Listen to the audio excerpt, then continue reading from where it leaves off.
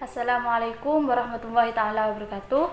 Perkenalkan, nama saya Nurul Laila dengan nomor NIM 21383022111,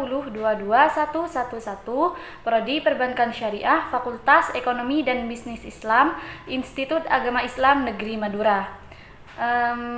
Tujuan membuat video ini yaitu untuk memenuhi ulangan akhir semester mata kuliah Akhlak Tasawuf, yaitu dengan mereview jurnal. Baik, saya akan membahas review jurnal tentang pola kerja sekolah dan keluarga dalam pembinaan akhlak. Studi multi kasus di MI Sunan Giri dan MI Al-Fatah Malang. Yang pertama yaitu abstrak. Pendidikan akhlak dalam keluarga sangat dibutuhkan untuk menciptakan generasi penerus yang memiliki landasan moral yang baik. Tidak ada seorang anak yang dapat bertumbuh dengan baik ketika dia tidak mendapat pengetahuan akhlak yang baik dalam keluarga. Seorang anak perlu untuk mendapatkan pengetahuan akhlak melalui interaksi keagamaan dengan anggota keluarga. Pendidikan dalam keluarga merupakan pendidikan pertama dan terutama bagi anak.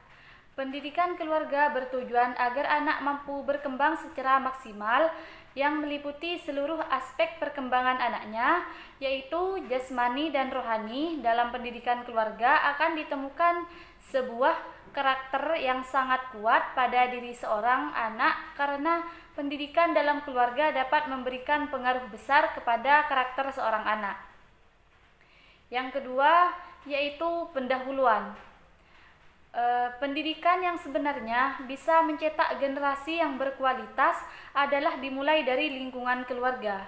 Keluarga pada hakikatnya merupakan satuan terkecil sebagai inti dari suatu sistem sosial yang ada di masyarakat.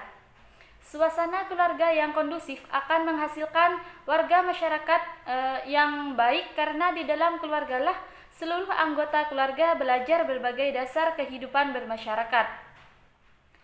Perkembangan peradaban dan kebudayaan, terutama sejak iptek berkembang secara pesat, telah banyak memberikan pengaruh pada tatanan kehidupan umat manusia, baik yang bersifat positif maupun negatif. Kehidupan keluarga pun banyak mengalami perubahan dan berada jauh dari nilai-nilai keluarga yang sesungguhnya. Yang ketiga yaitu pengertian akhlak. Menurut bahasa etimologi, akhlak ialah bentuk jamak dari khuluq yang berarti budi pekerti, perangai, tingkah laku atau tabiat. Akhlak disamakan dengan kesusilaan, sopan santun.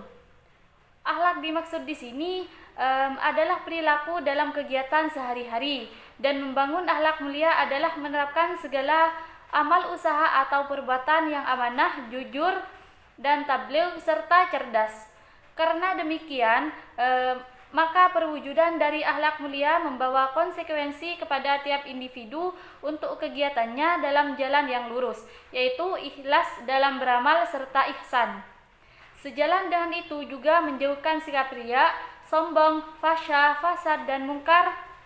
Dampak dari penerapan demikian dari sifat ini bisa membawa kesejahteraan bersama, kedamaian, ketentraman, serta kenikmatan hidup. Dalam pandangan Islam, akhlak mulia itu adalah ditunjukkan oleh teladan Rasulullah sebagai uswatun hasanah. Tepatnya contohnya sesuai dengan firman Allah, yaitu A'udzubillahi minasyaitonirrajim, Bismillahirrahmanirrahim, laqad kana lakum fi Rasulillahi uswatun hasanah, yang artinya telah ada pada Rasulullah sebagai setepat-tepatnya contoh teladan. Figur uswatun hasanah itu ditampilkan Rasulullah dengan 4 lambang, yaitu yang pertama siddiq, kedua amanah, ketiga tabligh, dan keempat fatonah. Yang keempat yaitu ruang lingkup akhlak mulia dalam Islam. Secara umum, akhlak Islam dibagi menjadi 2, yaitu akhlak mulia al-halak al-mazmudah atau al-karimah, dan akhlak tercela al-ahlak dan al-mazmumah atau al-ghibah. Akhlak mulia harus diterapkan dalam kehidupan sehari-hari, sedang akhlak tercela harus dijauhi, jangan sampai dipraktikkan dalam kehidupan sehari-hari. Dilihat dari ruang lingkupnya, akhlak Islam dibagi menjadi dua bagian, yaitu akhlak terhadap khalik dan akhlak terhadap makhluk. Akhlak terhadap makhluk masih dirinci lagi menjadi beberapa macam, seperti akhlak terhadap sesama manusia, akhlak terhadap makhluk hidup selain manusia seperti tumbuhan dan binatang, serta akhlak terhadap benda mati. Satu, akhlak kepada Allah Subhanahu wa taala. Yang kedua, akhlak mulia dalam berhablum minan nas.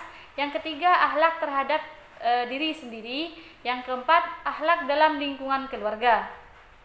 Yang kelima, metode penelitian. Ditinjau dari jenis penelitiannya, maka penelitian ini termasuk penelitian lapangan.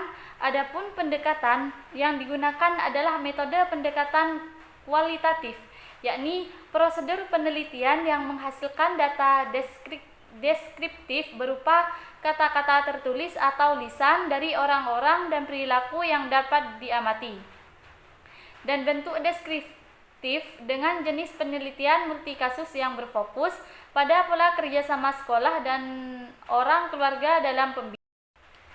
Yang keenam, yaitu hasil dan pembahasan. 1.